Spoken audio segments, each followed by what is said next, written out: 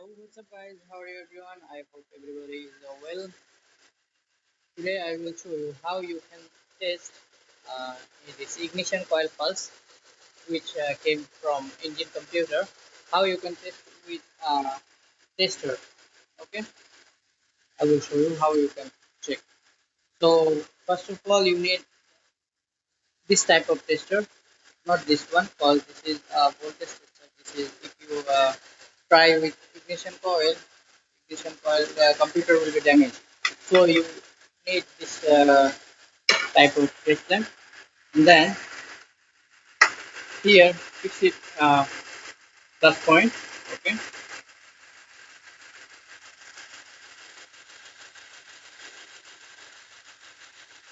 So for ignition coil, just a minute.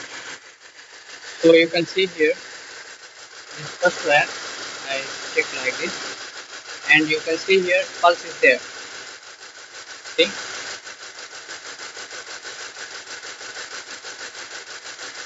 ECM pulse perfect, and this ignition coil, see, perfect.